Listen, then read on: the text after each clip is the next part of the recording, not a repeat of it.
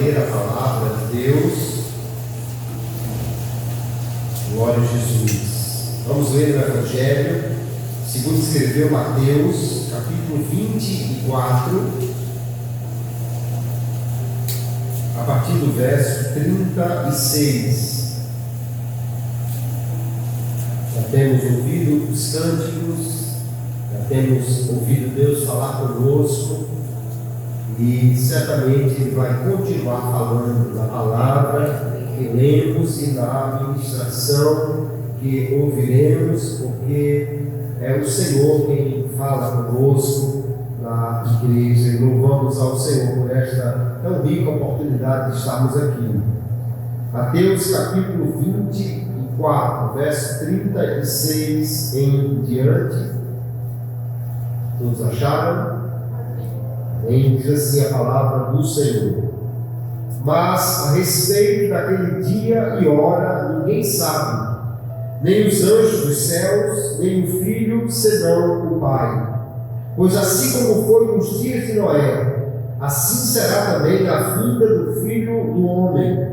Pois assim como nos dias anteriores ao dilúvio, comiam e bebiam, casavam e davam-se em casamento, até o dia em que Noé entrou na arca e não o perceberam, até que veio o dilúvio e os levou a todos. Assim será também a vinda do Filho do Homem. Então 2 estarão no campo, um será levado e o outro será deixado. 2 mulheres estarão trabalhando no moinho, uma será levada e a outra será deixada. Portanto vigiem, porque vocês não sabem em que dia virá o Senhor de vocês. Porém considerem isto: se o pai de família soubesse a que hora viria o ladrão, vigiaria e não deixaria que a sua casa fosse arrombada. Por isso estejam também vocês preparados, porque o Filho do Homem virá à hora em que vocês menos esperam. Amém. Graças a Deus. Vamos orar agradecendo ao Senhor por esta palavra. Querido Pai, somos gratos por esta ocasião tão oportuna de estarmos aqui na Tua casa para ouvirmos a Tua palavra, a exposição dela para o nosso coração, Senhor. Te louvamos pela liberdade que temos, pela oportunidade de ouvir e de expor a Tua palavra. Agora, fala com o Teu povo, Senhor, com o Teu Espírito Santo. Fala a cada coração, nos dá um ouvido pronto para ouvir, um coração para receber, e a ministração da Tua palavra, por Teu Espírito Santo, seja algo que venha tocar o nosso coração, para a edificação do Teu povo e para a glória do Teu nome. É o que nós te oramos e te agradecemos no nome de Jesus. Amém. E graças a Deus por Sua palavra. Glória a Jesus. Nós, geralmente, não gostamos de esperar alguma coisa. Ninguém gosta de ficar numa fila esperando.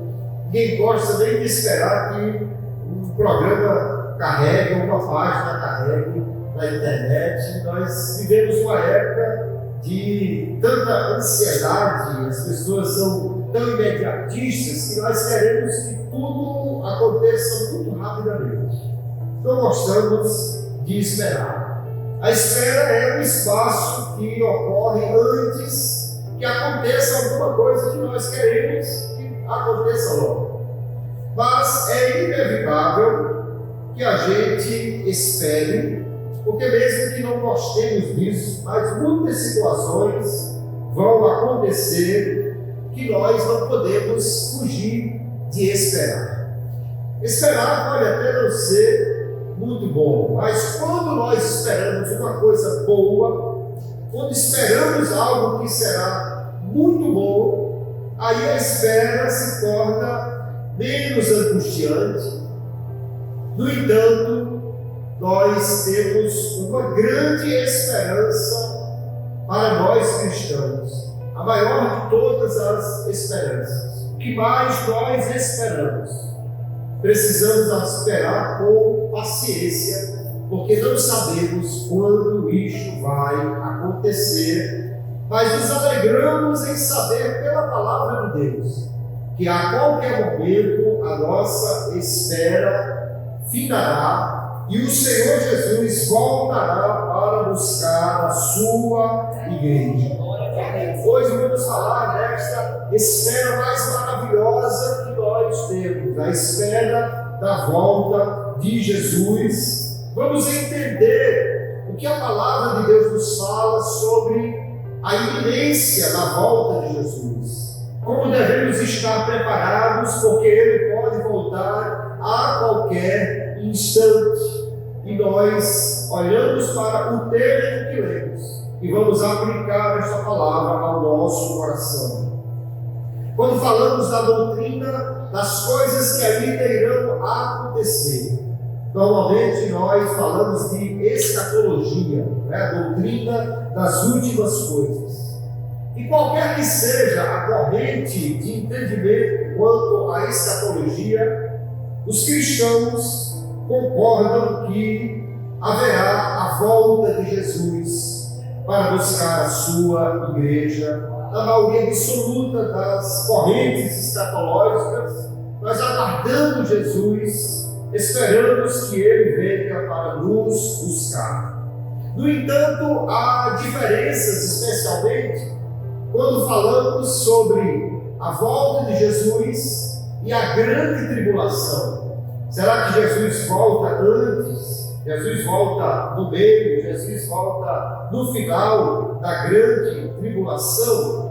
Nós olhamos para o texto que lemos nesta noite e vamos entender que nós aguardamos a volta iminente de Jesus, ou seja, entendemos que Ele pode vir a qualquer momento, e quando Ele vier para buscar a sua igreja e encontrar com Ele nos ares, aí então é que nós teremos este período chamado de grande tribulação. Então a nossa espera é que Jesus volte a qualquer momento. Não estamos aguardando primeiro a ver a grande tribulação. Estamos aguardando sim, primeiro, vir o Senhor para buscar a sua igreja. Então, quais são as três maiores ou mais conhecidas correntes de interpretação quanto à volta de Jesus e à grande tribulação?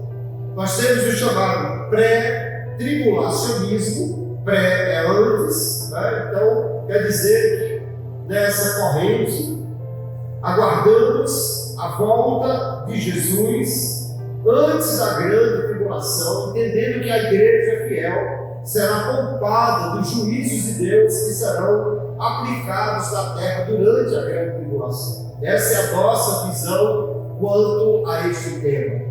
Mas existe também uma outra corrente chamada de mid-tribulacionismo, que acredita que Jesus virá na metade da grande tribulação, depois de 3 anos e meio, aí quando o anticristo revelará a sua face mais terrível, então Jesus virá para buscar a sua igreja. Hoje pouca gente defende esta posição, mas há uma outra posição muito defendida por muitas pessoas, que é o chamado pós-tribulacionismo, que acredita que depois, então depois da grande tribulação é que haverá o arrebatamento. Os crentes então passarão pelo sofrimento, pela perseguição do anticristo e serão arrebatados no final, apenas para encontrar o Senhor quando já vier para estabelecer o seu reino. Qual dessas três correntes nós entendemos que melhor se adequa ao texto que nós lemos, melhor corresponde àquilo que a Bíblia nos ensina? Nós, assembleanos, entendemos que a volta de Jesus acontecerá antes da grande tribulação. A nossa declaração de fé afirma que nós cremos, professamos e ensinamos que a segunda vinda de Cristo é um evento que será realizado em 2 fases. A primeira é o arrebatamento da igreja antes da grande tribulação, momento em que nós seremos arrebatados, e a segunda fase é a sua vinda em glória depois da grande tribulação. tribulação para punir o anticristo e estabelecer o seu reino na terra. Vamos entender como isto acontecerá e por que nós defendemos esta visão do arrebatamento iminente ou do arrebatamento da volta de Jesus iminente, que pode acontecer a qualquer instante. Primeiro nós lemos a palavra de Deus, Mateus capítulo 24, quando ele diz que a respeito daquele dia, o dia da sua volta, o dia que Jesus virá, ele diz: ninguém sabe, nem os anjos do céu, nem o Filho senão o Pai. Quando ele diz nem o Filho, ele está querendo dizer nem o Filho como homem, ou seja, ninguém senão Deus sabe o dia da volta de Jesus. Mas ele diz que isso será de uma maneira repentina, de uma maneira inesperada. Por isso que nós utilizamos a palavra arrebatamento para falar deste acontecimento. A palavra arrebatamento, ela significa algo que é tirado rapidamente, às vezes até violentamente. Arrebatar é tirar algo com muita rapidez de um lugar. É a mesma palavra de rapto, né? Alguém que é raptado é alguém que foi levado rapidamente de um lugar que ele estava. E nós entendemos que este rapto, este arrebatamento dos santos acontecerá quando Jesus vier para buscar a sua igreja antes da grande tribulação. Então o arrebatamento é uma ação de Deus que irá tirar os crentes fiéis da terra antes que o anticristo possa estabelecer o seu domínio e, portanto, dominar a terra como o grande ditador, o grande governante mundial desse período que é chamado de a grande tribulação e que, pela palavra de Deus, entendemos que durará 7 anos. Antes dos 7 anos da grande tribulação, nós entendemos que haverá o arrebatamento da igreja. Por que nós entendemos isso? Vamos ver algumas razões por que nós defendemos essa mensagem da iminente volta de Jesus. Algo que é iminente quer dizer algo que pode acontecer a qualquer momento. É algo que está sempre para acontecer, algo que está pairando sobre alguém, constantemente prestes a alcançar esta pessoa, próximo à sua ocorrência. Então, quando dizemos da volta iminente de Jesus, isso tem o sentido que ela pode acontecer a qualquer momento. Nós não sabemos o dia, não sabemos a hora, mas quando lemos o texto e outros mais queremos citar, nós vemos que Jesus ordenou à sua igreja que estivesse vigilante, preparada, em fidelidade, aguardando a sua volta, porque ele voltaria a uma hora ou num momento que ninguém esperava, voltaria a qualquer instante para buscar a sua igreja. Muita coisa pode acontecer antes que uma coisa iminente aconteça, mas nada precisa acontecer para que esta coisa aconteça. Um exemplo: suponhamos que nós fôssemos fazer agora uma viagem e tivéssemos contratado ônibus para vir levados para este lugar. E o motorista ficou acertado que aproximadamente tal hora ele chegaria aqui. E nós estamos aguardando. Já está chegando a hora. Nós estamos aqui então na expectativa que ele chegue. Agora vamos supor que o motorista tivesse mandado uma mensagem dizendo: eu estou com uma dificuldade aqui para resolver E antes que eu possa passar aí, eu vou mandar uma pessoa levar um recado para vocês, dizendo exatamente a hora que eu vim. Ora, se ele disse que vem, nós estamos esperando. Se ele disse que primeiro vai mandar alguém, então agora nós não ficamos mais esperando o outro, nós ficamos esperando aquela pessoa que viria para dizer que horas o ônibus viria. Se a chegada do ônibus é a qualquer momento, nós dizemos que isso é iminente. Ele está para vir, para chegar a qualquer momento. Mas se precisa primeiro vir alguém para dar esta posição, então nós não esperamos mais a qualquer momento o ônibus, estamos esperando primeiro alguém que traga essa notícia de que horas ele viria. Se alguma coisa precisa acontecer antes de determinado evento ocorrer, então nós não dizemos mais que isso é iminente, que isso pode acontecer a qualquer momento, porque primeiro esperamos aquele evento que o precederia.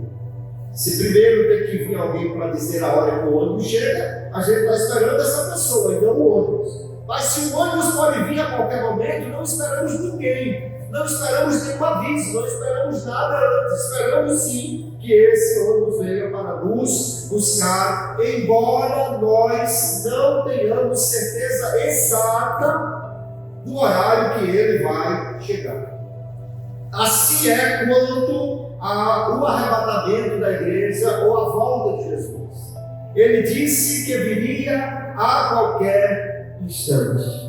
O texto que lemos, Jesus disse: como nos dias de Noé, as pessoas estavam desapercebidas. Então, de repente, chegou o juízo de Deus. Depois ele vai dizer: vigiem, porque vocês não sabem o dia que virá o Senhor de vocês. E aí ele usa uma expressão, uma figura. Se o pai de família soubesse a que hora viria o ladrão, ele se aprontaria e não teria sua casa arrombada.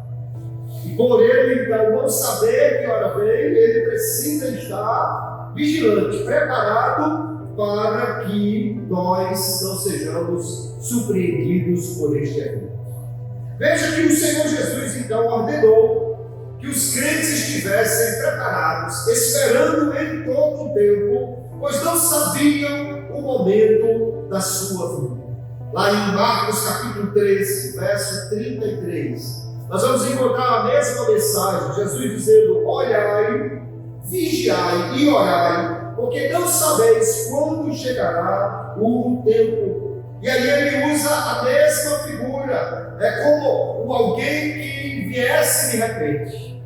E ele fala em diversas parábolas de um homem que partiu para fora da sua terra e mandou que os seus servos aguardassem, mandou que o porteiro vigiasse, até Marcos 13 e 34, e ele conclui dizendo: vigiai, pois não sabeis quando virá o Senhor, se à tarde, se à meia-noite, se ao cantar do galo, se pela manhã, para que vindo de improviso não vos ache dormindo.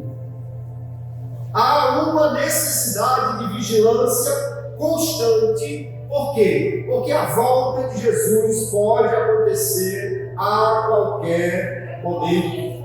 Lucas capítulo 12, verso 36, ele fala de uma outra parábola que diz que os criados esperam o seu Senhor voltar de uma festa. E ele diz no verso 37, bem-aventurado aqueles servos, os quais, quando o Senhor vier, achar vigiando. Há uma necessidade apontada na Bíblia em muitos textos de os crentes estarem preparados, aguardando a volta de Jesus a qualquer momento. A igreja primitiva, ela enxergava o retorno de Cristo como sendo iminente, ou seja, eles pensavam, entendiam, criam que Jesus poderia voltar a qualquer momento. Quando o apóstolo Paulo escreve a primeira epístola aos Tessalonicenses, capítulo 4, verso 15, ele diz: Dizemos, pois, isto pela palavra do Senhor, que nós, os que ficarmos vivos para a vinda do Senhor, não precederemos os que dormem. Veja que Paulo diz, nós, os que ficarmos vivos, ou seja, ele aguardava a volta de Jesus durante os dias da sua vida. Ele não estava aguardando que outra coisa acontecesse para Jesus vir depois. Ele aguardava Jesus a qualquer momento. Nós, os que ficarmos vivos para a vinda do Senhor, ele diz, não precederemos os que dormem. No capítulo 4, verso 16, ele diz que o mesmo Senhor descerá do céu com alarido, com voz de arcanjo, com trombeta de Deus, e os que morreram em Cristo ressuscitarão primeiro. Depois, nós, os que ficarmos vivos, de novo ele diz, seremos arrebatados juntamente com eles. Ele se inclui entre aqueles que esperam o arrebatamento a qualquer momento, porque ele diz, nós, os que estivermos vivos. Há uma certeza, queridos, na igreja primitiva, que Jesus poderia voltar a qualquer momento. Eles aguardavam a qualquer momento acontecer essa vinda de Jesus. Em todos os livros do Novo Testamento, com exceção de apenas 3 pequenos livros, a volta de Jesus é mencionada e sempre como algo que pode acontecer a qualquer momento. Até porque o que nós vamos encontrar como padrão do Novo Testamento é exatamente esse tipo de texto que lemos aqui em Mateus 24. A ordem de aguardar a volta do Senhor. A ordem de esperar Jesus aparecer. A ordem de aguardar o arrebatamento da igreja. Em nenhum momento nós vemos a palavra de Deus no Novo Testamento dizer: esperem o anticristo, esperem o governo do anticristo começar. Nunca a igreja é ordenada a esperar o anticristo. A igreja sempre é ordenada a esperar o Cristo, a esperar Jesus, a esperar o Senhor para vir nos buscar. 1 Coríntios, capítulo 1, verso 7, Paulo diz: de maneira que nenhum vos falta, esperando a manifestação do nosso Senhor Jesus Cristo. Filipenses 3:20, ele diz: mas a nossa cidade está nos céus, onde também esperamos no Salvador, o Senhor Jesus Cristo. No verso 5 do capítulo 4 de Filipenses, ele diz: seja a vossa equidade notória a todos os homens, perto está o Senhor. 1 Tessalonicenses 1:10, ele diz: e esperar dos céus a seu Filho, a quem ressuscitou dos mortos, a saber, Jesus, que nos livra da ira futura. Apocalipse capítulo 22, verso 7, Jesus diz: eis que presto venho. Eis que venho sem demora. Essa palavra quer dizer: eu virei a qualquer instante. Bem-aventurado aquele que guarda as palavras deste livro. No verso 12: eis que sendo veio meu galardão está comigo, para dar a cada um segundo a sua obra. E no verso 17: o Espírito e a noiva dizem: vem. E quem ouve, diga: vem. Quem tem sede, venha. Quem quiser, tome de graça da água da vida. Aquele que testifica essas coisas diz: certamente cedo veio. Amém. Ora vem, Senhor Jesus. Essa é a mensagem que nós temos no Novo Testamento, queridos. Esperar Jesus, esperar o Cristo, esperar que Ele venha. Nunca nós somos ordenados a esperar o anticristo primeiro. Nunca nós somos ordenados a esperar primeiro pela grande tribulação. Mas em toda parte a mensagem é: espere o Senhor, espere o Cristo, aguardem a volta de Jesus, porque exatamente esta iminência do arrebatamento faz com que a igreja espere Jesus a qualquer instante e, portanto, vigilante, preparado. Isso fala da alegria de encontrar o noivo e da necessidade de estar pronto para este encontro. Jesus contou parábolas como das 10 virgens, falando dessa necessidade de estar preparado, porque o noivo ele pode demorar um pouco mas ele virá e será um momento inesperado. A vigilância em fidelidade, então, é ordenada em função da vinda do Filho de Deus. No verso 42 que nós lemos aqui, Jesus vai falar sobre aguardar a sua volta. E ele diz, então, portanto, vigiem, porque vocês não sabem que dia virá o Senhor de vocês. Ele não está falando sobre aguardar uma tribulação, ele não está falando sobre aguardar o anticristo, ele está falando sobre aguardar o Filho de Deus voltar para nos buscar. A mensagem da volta de Jesus é algo tão importante, queridos, que no texto de João capítulo 14 e no texto de 1 Tessalonicenses 4 e 18, nós vamos ver que esta é uma mensagem de consolação. Em João 14, Jesus disse: não se turbe o vosso coração, não fique com o coração apreensivo.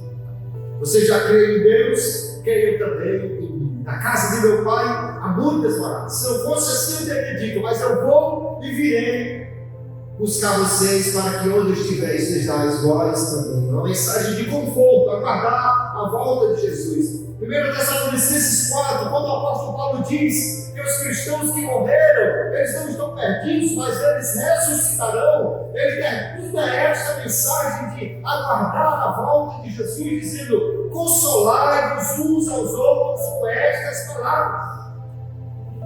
Se a volta de Jesus tivesse que ser precedida por uma grande tribulação, se antes de Jesus nós tivéssemos que esperar o anticristo e passar pela grande tribulação, então a mensagem da volta não seria essa mensagem de conforto como nós a temos.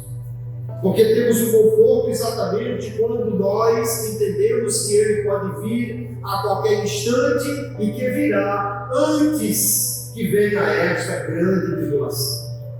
A igreja dos primórdios, ela tinha uma frase, uma saudação que é tão importante. 1 Coríntios capítulo 16, verso 22, Paulo diz assim: se alguém não ama o Senhor Jesus Cristo, o que inclui amar a sua vinda, ele diz, seja anátema. E ele conclui dizendo, Maranata.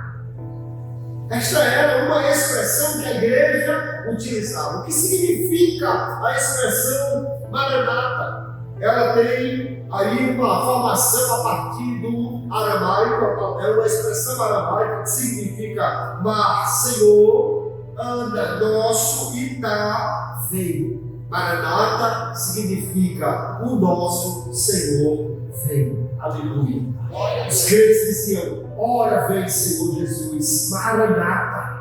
Aguardamos o Senhor, Maranata. Ele pode vir a qualquer instante. Maranata é uma expressão que só faz sentido diante de uma vinda iminente, de uma vinda a qualquer instante, de uma vinda que pode acontecer hoje ou a qualquer momento. Nós entendemos então que nada precisa acontecer para Jesus voltar.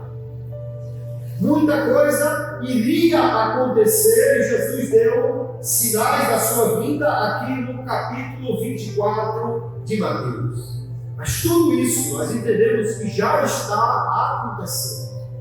Tudo isso iria acontecer, mas nada disso teria que acontecer antes que Jesus pudesse voltar, porque os sinais já estão cumpridos. Os dias, as horas se passam e cada instante nós aguardamos a volta do Senhor. Veja que é muito clara a palavra de Jesus, dizendo nem o dia, nem a hora vocês sabem. Aguardem, vigiem, porque vocês não sabem o dia que virá o Senhor de vocês. Mas essa mensagem da iminência, ou seja, da volta a qualquer instante, do momento inesperado, ela perde completamente o sentido se nós tivéssemos que passar primeiro pela grande tribulação. Por quê? Porque nós sabemos qual é o tempo da grande tribulação. 7 anos. Se Jesus tivesse que vir depois da grande tribulação, então quando começasse a grande tribulação, nós saberíamos o tempo da sua volta. Era só contar 7 anos, e era o tempo que ele viria para buscar.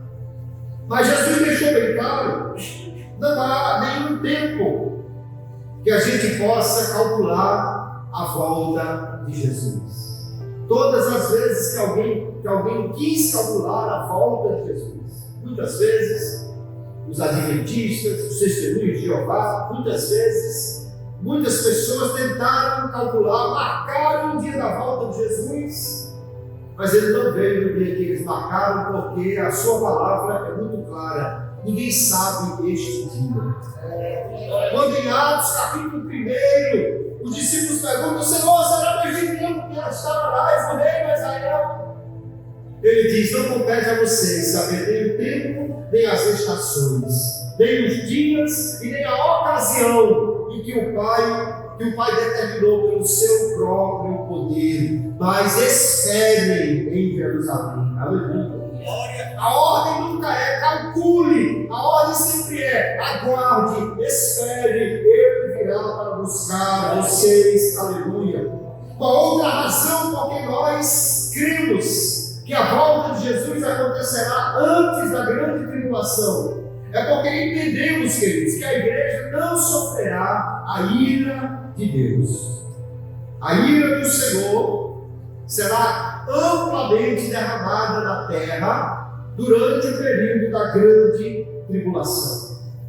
Em Daniel capítulo 9 e o verso 27, ele fala de uma 70ª semana, a última das 70 semanas, e são semanas de anos e não de dias, que será então algo determinado para a nação de Israel, e é um período no qual Deus trará o seu juízo sobre a terra e também ao povo judeu uma grande provação.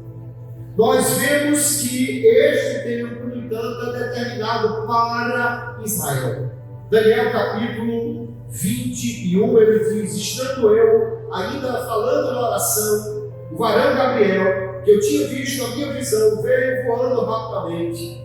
Em seguida ele vai descrevendo como ele fala com este mensageiro de Deus. E no verso 24 ele diz: 70 semanas estão determinadas sobre o teu povo e sobre a tua santa cidade. Então entendemos que esse tempo da última semana, ou seja, da 70ª semana, é um tempo que é designado não para a igreja, mas para Israel. E também para o juízo de Deus sobre o anticristo e os seus seguidores. Até porque a Bíblia é clara em muitos textos, queridos, que a igreja não passará ou não sofrerá a ira de Deus. 1 Tessalonicenses capítulo 1, o verso 9, ele diz: porque eles mesmos anunciam de nós qual é a entrada que tivemos para convosco, e como dos ídolos nos converteste a Deus, para servir o Deus vivo e verdadeiro, e esperar dos céus a seu Filho, a quem ressuscitou dos mortos, a saber, Jesus, que nos livra da ira futura. Porque a ira de Deus, ela já foi sofrida por Cristo na cruz, para que a igreja não precisasse mais sofrer esta ira. Capítulo 5, verso 1 de 1 Tessalonicenses, Paulo diz: mas, irmãos, acerca dos tempos e das estações, não necessitais de que se vos escreva, porque vós mesmos sabeis muito bem que o dia do Senhor virá como ladrão de noite. Pois quando disserem a paz e segurança, então lhe sobrevirá repentina destruição como as dores de parto, aquela que está grávida, de modo nenhum escaparão. Mas vós, irmãos, já não estáis em trevas, para que aquele dia nos surpreenda como ladrão, porque todos sois filhos da luz e filhos do dia, nós não somos da noite, nem das trevas. E aí então ele vai dizer, do verso 9, porque Deus não nos destinou para a ira, mas para a aquisição da salvação por nosso Senhor Jesus Cristo. Apocalipse capítulo 3, verso 10, também a mensagem do Senhor Jesus para a sua igreja, dizendo: como guardaste a palavra da minha perseverança, também eu te guardarei da hora da provação que há de vir sobre todo o mundo para tentar os que habitam na terra. Os que habitam na terra é uma expressão do Apocalipse utilizada para fazer um contraste entre aqueles que estão no céu e aqueles que estão na terra. E aqueles que estão na terra estão ali sob o domínio do anticristo, estão sofrendo as taças da ira de Deus derramadas, mas aqueles que não estão na terra, mas estão no céu, eles não sofrerão a ira de Deus. Nós entendemos que a igreja então será arrebatada para não experimentar este derramar da ira de Deus sobre a terra durante a grande tribulação. Nós vemos que os elementos que Jesus utilizou para comparar a vida dele também nos mostram de alguém que é tirado para não sofrer, para não passar por um juízo de Deus, como o evento dos dias de Noé, que Jesus aqui mencionou. Nós lemos aí quando ele disse: pois assim como nos dias anteriores, ou assim foi como nos dias de Noé, assim será também a vinda do Filho do Homem. E nós vemos então que Noé foi avisado, ele se preparou, e no tempo que chegou a hora de ele entrar na arca, Noé e a sua família entraram na arca, e então o juízo de Deus, na forma de um dilúvio, se derramou sobre a terra, porque Deus havia dito a Noé que o espírito dele estava incontente com o homem, a sua transgressão havia subido diante de Deus, e ele decidiu trazer juízo sobre aquela geração, mas preservar Noé e sua família deste juízo. A arca foi então levantada acima do julgamento de Deus, e todos aqueles que foram mantidos ali estavam seguros, não sofreram o juízo do dilúvio. Há muitas comparações, como também lá em Lucas capítulo 17, nós vamos ver que, além da comparação com os dias de Noé, Jesus também diz que a sua vinda será como nos dias de Ló. E nós vemos então que Jesus vai dizer, Lucas 17 e 26, ele fala dos dias de Noé. Lucas 17, no verso 28, ele diz: como também, da mesma maneira, aconteceu nos dias de Ló, comiam, bebiam, compravam, vendiam, plantavam e edificavam. Mas no dia que Ló saiu de Sodoma, choveu do céu fogo e enxofre, e os consumiu a todos. Assim será no dia que o Filho do Homem se há de manifestar. Veja que a expressão, a comparação que Jesus fez é: Ló foi tirado, o juízo de Deus desceu sobre a cidade de Sodoma, mas Ló não sofreu essa ira, esse juízo de Deus sobre Sodoma. E Jesus usa esta comparação para dizer: assim será na vinda do Filho do Homem. Por isso nós entendemos, queridos, que a igreja não passará pela grande tribulação, não sofrerá a ira de Deus. Quando nós olhamos para o livro do Apocalipse, a palavra igreja aparece 19 vezes, mas apenas nos primeiros capítulos do Apocalipse. Depois do capítulo 4, quando João começa a ter a visão do céu e é arrebatado para lá, nós não vemos mais nenhum momento a igreja sendo citada aqui na terra.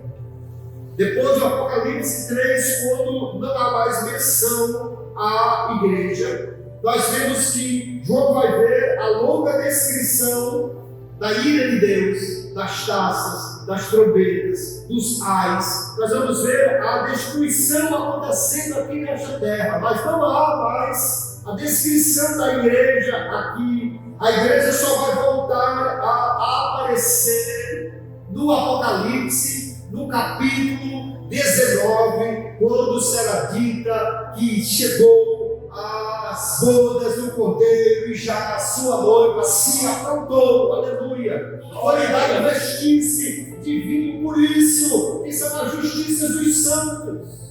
A igreja só é mostrada a João quando ela já está no céu para participar das bodas do Cordeiro e não na terra, enquanto as taças da ira de Deus estão sendo derramadas. A Bíblia nunca fala da igreja nas passagens em que ela fala da tribulação, da grande tribulação, da tribulação que acontecerá naqueles dias.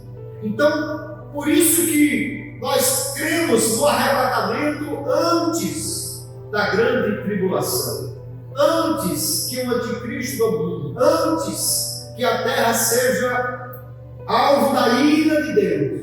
Nós cremos que o Senhor virá para buscar a sua igreja e nos arrebatar para estar com Ele. Isto combina com o caráter de Deus e com o seu desejo, a sua vontade revelada nas Escrituras de guardar os justos do seu julgamento, do seu juízo a ser derramado sobre a terra. Noé foi protegido do dilúvio, Ló foi protegido da destruição de Sodoma, Raabe foi protegida da queda dos muros de Jericó, e da mesma maneira nós vamos ver que as comparações com a volta de Cristo falam de uma igreja que será também preservada da ira de Deus. Quando nós encontramos na segunda epístola de Pedro, capítulo 2, esse mesmo tipo de comparação, ele diz no verso 6: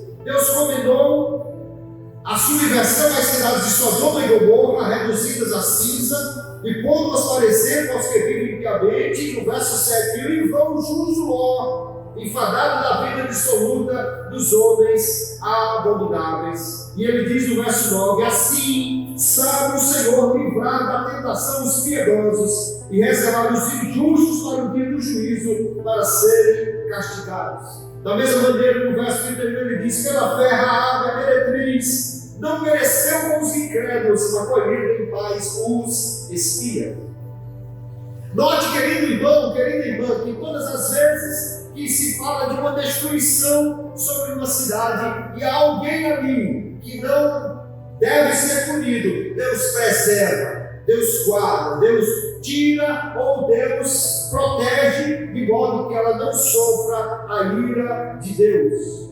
Porque nós, então, cremos que assim será também com a igreja, porque Jesus usou esses exemplos para dizer, como foi nos dias de Noé, como foi nos dias de Ló, assim será também no dia da vinda do Filho do Homem.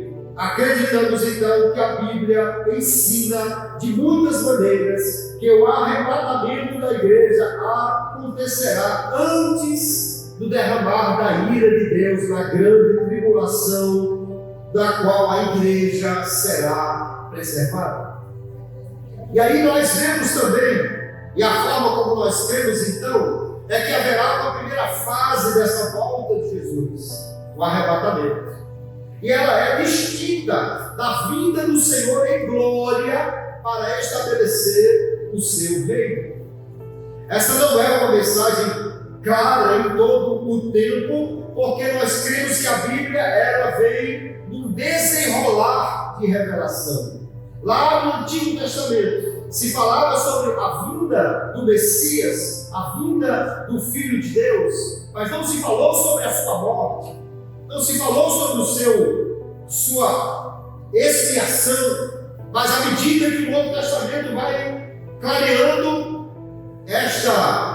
esse desdobramento da primeira vinda de Cristo é revelado. Da mesma maneira, a segunda vinda de Jesus, ela vai sendo revelada aos poucos nas Escrituras. Mas nós entendemos que a expectativa pela volta de Jesus, ela sempre traz alegria, esperança, conforto. No entanto, a expectativa pela vinda do Senhor para julgar, para juízo, isso sempre traz pavor, isso sempre traz uma agonia. Como nós vemos então que há uma distinção desta vinda do Senhor, trazendo uma esperança, que é o arrebatamento, e a vinda do Senhor trazendo juízo, que é a vinda dele em glória. Veja no texto de 2 Tessalonicenses, capítulo 1, verso 8, que Paulo diz que o Senhor virá como labareda de fogo, tomando vingança dos que não conhecem a Deus, dos que não obedecem ao Evangelho de nosso Senhor Jesus Cristo. No verso 9 ele diz: os quais por castigo padecerão a eterna perdição ante a face do Senhor e a glória do seu poder, quando vier para ser glorificado dos seus santos e para se fazer admirável naquele dia em que todos os que creem, porquanto o nosso testemunho foi crido entre vós. Veja que Paulo está dizendo que para aqueles que creem há uma diferença na vinda do Senhor, para aqueles que não creem quando ele vier diante da sua glória, a glória do Senhor, no dia da vinda dele para implantar o seu reino, será um dia de terror, um dia de juízo sobre aqueles que não creram. Mas para aqueles que creram, a vinda do Senhor sempre é apontada como um momento de esperança, de alegria pela chegada do noivo, pela vinda do noivo. Nós temos duas expressões, duas comparações que tanto o Senhor Jesus quanto o apóstolo Paulo vai utilizar para falar dessa vinda de Jesus. Primeiro, nós vemos a comparação com a chegada de um ladrão. Nós lemos o texto que Jesus disse: considerem isto. Se o pai de família soubesse a que hora vive o ladrão, vigiaria e não deixaria que a sua casa fosse arrombada. Ele não está dizendo que Jesus vem como um ladrão porque ele veio roubar. Não, Jesus não veio roubar nada, ele veio buscar o que é dele. Mas a comparação com o ladrão fala do inesperado. É isso que Jesus está destacando. Ninguém sabe o dia que o ladrão vem, porque nenhum ladrão vai colocar um bilhetinho debaixo da sua porta dizendo: caro senhor morador, amanhã, a tal hora, eu virei roubar a sua casa. Assinado o ladrão. Ele não vai deixar esse bilhete, porque se ele deixasse esse bilhete, diz o texto que o pai de família esperaria. Aí você juntava todos os seus amigos e conhecidos, distribuía um pedaço de madeira para cada um e ficava esperando o senhor ladrão chegar a hora que ele prometeu, porque não deixaria que a casa fosse arrombada. Ora, Jesus está dizendo o quê? Ninguém sabe a hora que o ladrão vem. Por isso precisa estar preparado. Agora, se o ladrão chega e você estava despreparado, há um sentimento de frustração, de perda, um sentimento ruim. Eu já tive, infelizmente, esta experiência. Vou falar das duas vezes que isso aconteceu. A primeira, quando nós compramos uma casa lá em Natal, bairro Novo, ainda tinha muitos terrenos vazios, infelizmente o terreno vizinho ao nosso estava vazio e a casa tinha grades e tal, mas havia um ponto de fragilidade. Eu acredito, foi exatamente nesse ponto de fragilidade que alguém entrou. Quando um dia, voltando do almoço na casa da minha sogra, paramos o carro e quando eu abri a porta da casa, vi que estava muita coisa revirada. É bem possível que o cidadão ainda estivesse dentro de casa quando nós chegamos e ele evadiu. Levou pouca coisa, mas deixou tudo muito revirado. Uma sensação ruim. A minha privacidade foi invadida, levaram alguma coisa. Mas aí o que nós fizemos? Infelizmente, é um velho ditado que diz que o brasileiro só fecha a porta depois de roubar, né? Aí reforçamos o ponto que era frágil, colocamos mais fechaduras e grades e tal. E um outro dia, que eu estava fora de casa e cheguei, os vizinhos chegaram e disseram: pastor, o senhor vai lá na delegacia, porque alguém tentou arrombar a sua casa, bateu, mas não conseguiu romper a grade. Os vizinhos viram, chamaram a polícia, ele foi preso, está lá na delegacia do mar. E aí é nessa hora que você diz: valeu a pena estar preparado, valeu a pena ter investido em preparação. A figura do ladrão é essa que, para os que estão despreparados, ela vai trazer prejuízo, mas para aquele que está pronto, isso traz a alegria de saber que valeu a pena a preparação, porque houve agora a chegada, mas não sofreu prejuízo. Assim é a volta de Jesus. Para quem está despreparado, será um momento terrível. Mas para aquele que está pronto, vigilante, aguardando o Senhor, olhando para o céu, vivendo nessa expectativa, nós vamos já falar sobre isso. Há um momento de alegria pela vinda do Senhor. Aleluia.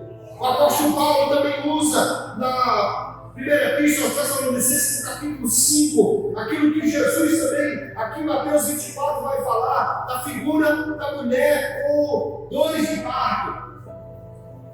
Se alguma grávida está já chegando o dia de nascer a criança, ela sabe que está perto, mas não sabe o dia e nem a hora.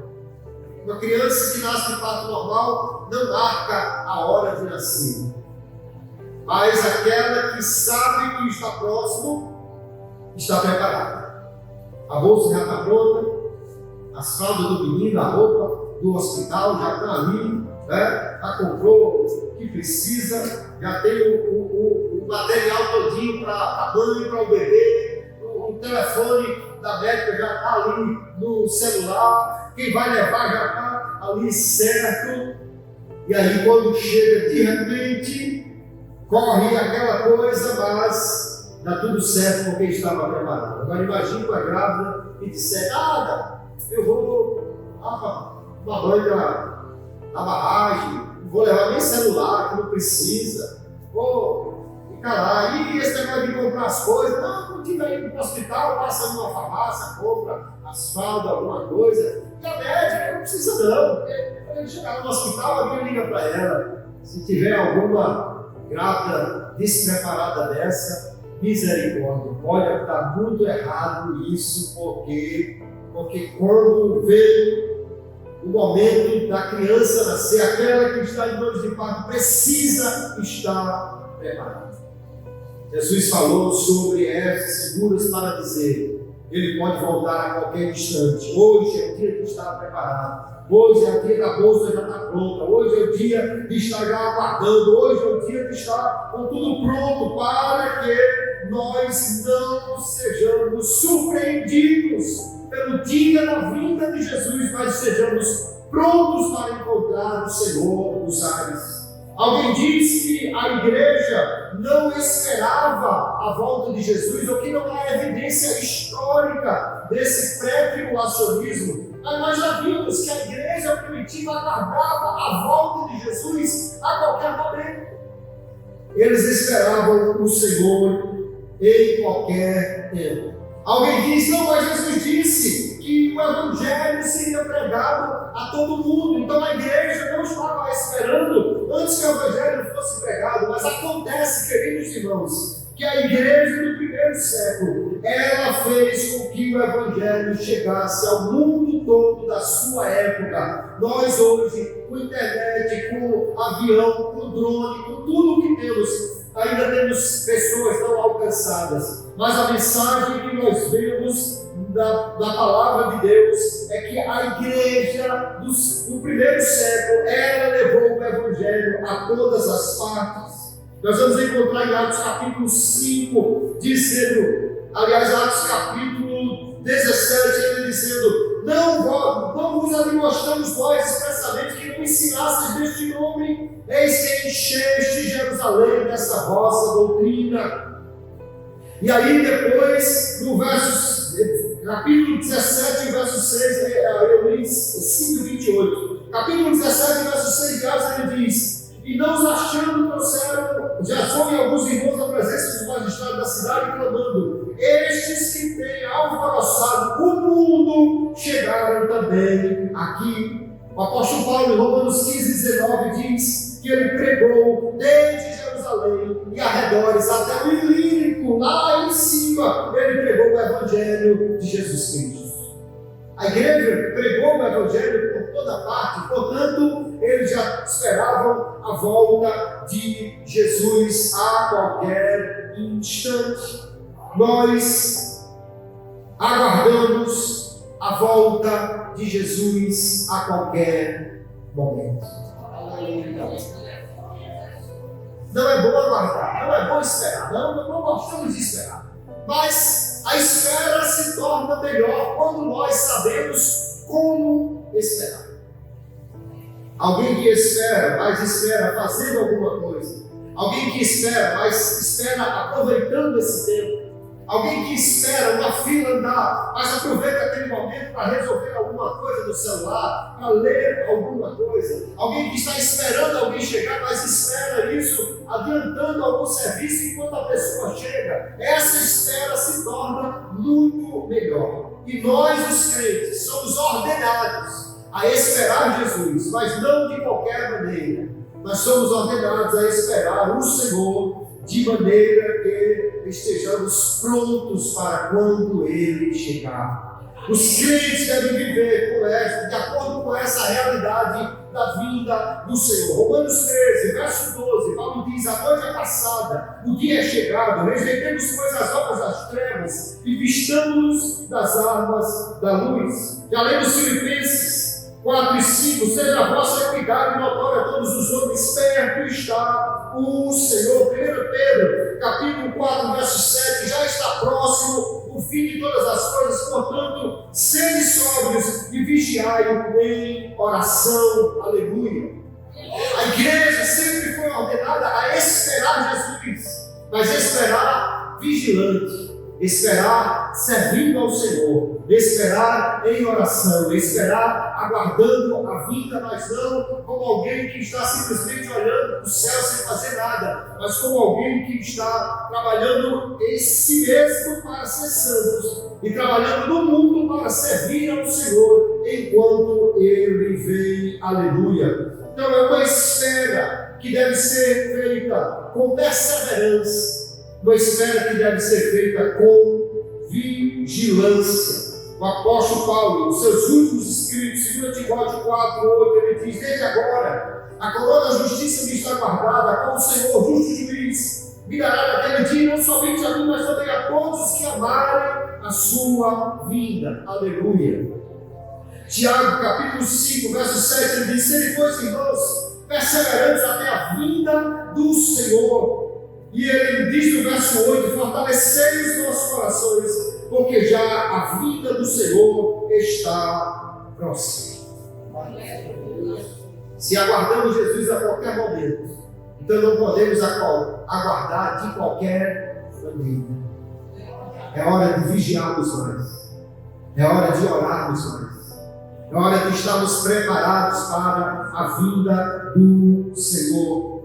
Nós não aguardamos o anticristo aparecer primeiro, não aguardamos a grande tribulação começar, nós aguardamos sim o Senhor vir para buscar a sua igreja. O foco da igreja é sobre o Cristo, não é sobre o anticristo. A visão da igreja não está na tribulação, está na esperança da vinda dele para nos buscar. Nós não estamos esperando os sinais ou os cumprimentos deles, porque eles já estão acontecendo. Nós estamos esperando a vinda de Jesus a qualquer momento, porque no programa de Deus, o próximo evento que nós aguardamos é a vinda do Senhor para arrebatar a sua igreja, e nós esperamos por ela a qualquer momento.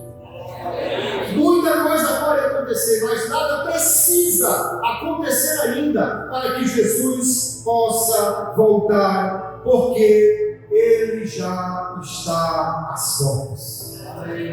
A grande pergunta que nós precisamos fazer para concluir esse estudo é: eu estou preparado? Eu estou aguardando? Eu estou vigilante? Ou eu estou como as pessoas no dia de Noé, do dia do dilúvio, no tempo de Ló.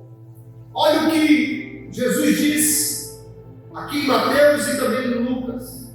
Nos dias de Noé, comiam, bebiam, casavam, davam-se em casamento.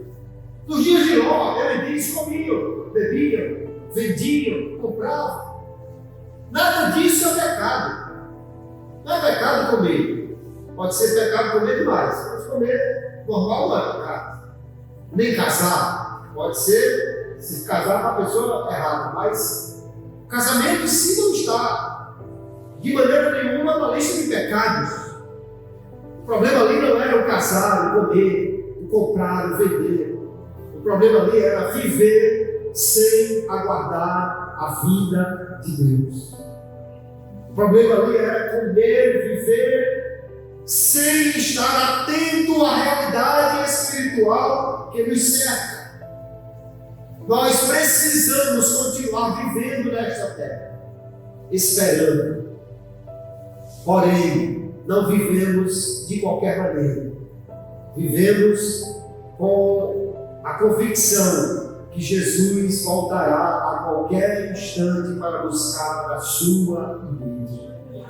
Entendemos que pode ser hoje esse dia, pode ser agora esse momento, pode ser hoje ainda, pode ser esta semana, pode ser enquanto estamos dormindo, pode ser no amanhecer, pode ser antes do culto de domingo, na Santa Ceia, mas Jesus pode vir a qualquer momento para buscar a sua igreja. Não aguardamos mais nada antes disso. Mas tem guerra por aí. Jesus disse que isso iria acontecer. Tem terremotos, tem tantas coisas. Jesus disse que isso iria acontecer. Mas ele disse que nós devíamos aguardar a sua vinda como alguém que espera, preparado para encontrar o Senhor nos ares e ali ter um momento de alegria e esperança que foi completada pela espera do Senhor Jesus. Será que Jesus voltando hoje, todos nós subiríamos? Será que se ele voltasse agora, todos nós estamos prontos para subir a encontrar o Senhor? Essa pergunta não é para nos amedrontar, mas para nos tornar vigilantes. Ele virá uma hora em que vocês não esperam. Foi assim que ele avisou. Ele virá, e bem-aventurado aquele que estiver preparado esperando. Ele virá, e bem-aventurado aquele que estiver pronto para encontrar o Senhor quando ele vier. Na parábola das 10 virgens, 5 não estavam preparadas.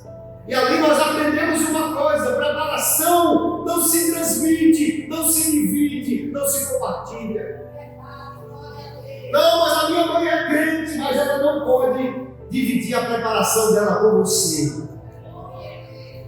Mas meu pai é uma bênção, mas ele não pode dividir a preparação dele com você. Nós precisamos individualmente, cada um de nós, está preparado para aguardar o Senhor, vigilante, perseverante, em santidade, trabalhando para Ele, servindo ao Senhor, porque quando Ele vier, não haverá mais tempo para se resolver coisa alguma.